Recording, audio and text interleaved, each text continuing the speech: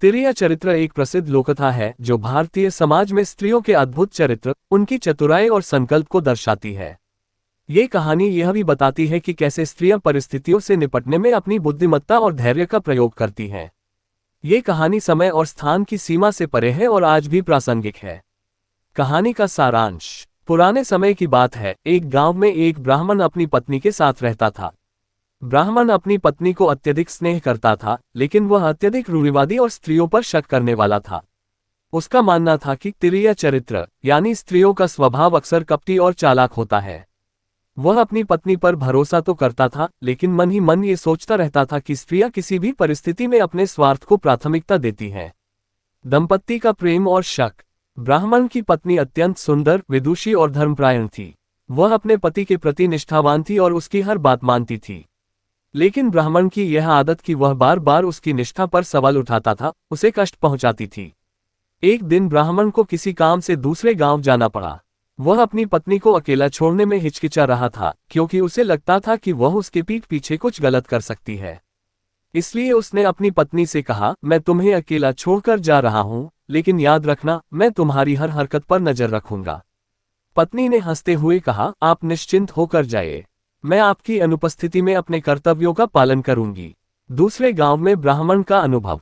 ब्राह्मण दूसरे गांव पहुंचा, जहां उसे एक पुराने मित्र के घर रुकना पड़ा। वहां उसने कई अन्य लोगों से स्त्रियों के चरित्र के बारे में चर्चाएं सुनी। हर कोई कहता था कि स्त्रियां चालाक होती हैं और अपने स्वार्थ के लिए किसी भी हद तक जा सकती हैं। ये सुनकर ब्राह्मण के मन में शक और बढ़ गया। उसने ये तय किया कि वह अपनी पत्नी की निष्ठा की परीक्षा लेगा। ब्राह्मण ने एक चालाक योजना बनाई। उसने अपने एक मित्र को भेजा, जो साधु के वेश में उसकी पत्नी के पास जाएगा और उसे प्रलोभन देगा। ब्राह्मण ये देखना चाहता था कि उसकी पत्नी उसकी अनुपस्थिति में कैसी प्रतिक्रिया देती है। पत्नी की परीक्षा। साधु के वेश में ब्राह्मण का मित्र उसकी पत्नी के पास गया और कहा, तुम बहुत सुंदर और बुद्धिमान हो। तुम्हारे पति तुम्हारे लायक नहीं है। मैं तुम्हें हर सुख सुविधा दे सकता हूं, बस तुम्हें मेरे साथ चलना होगा। पत्नी ने उसकी बात सुनकर शांत भाव से कहा, महात्मा, आप जैसे पवित्र व्यक्ति से ऐसी बातें सुनकर मुझे आश्चर्य हो रहा है। कृपया मेरा घर छोड़ दीजिए। लेकिन साधु अपनी बातों से पीछे नहीं हटा और बार बार उसे प्रलोभन देने की कोशिश करता रहा। अंततः पत्नी ने एक युक्ति सोची। उसने कहा, अगर आप सच में मुझे अपने साथ ले जाना चाहते हैं, तो मेरे पति को पहले इसकी अनुमति देनी होगी। जब वे लौटेंगे तब आप उनसे बात कर सकते हैं। ब्राह्मण का लौटना और सच्चाई का पता चलना। जब ब्राह्मण को ये सब पता चला तो उसे अपनी पत्नी की निष्ठा पर गर्व हुआ। उसने महसूस किया कि उसका शक बेबुनियाद था। उसकी पत्नी ने परिस्थितियों में धैर्य और चतुराई से काम लिया और उसकी परीक्षा में सफल रही। ब्राह्मण ने अपनी गलती स्वीकार की और अपनी पत्नी से माफी मांगी।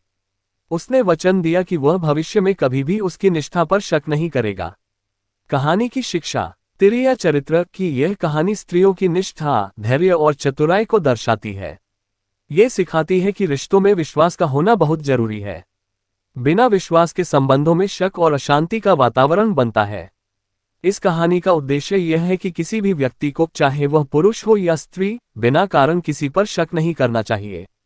स्त्रियों को कमतर आंकने और उनके चरित्र पर सवाल उठाने की प्रवृत्ति को त्यागना चाहिए। निष्कर्ष। तिरिया चरित्र केवल एक कहानी नहीं, बल्कि समाज के लिए एक आईना है।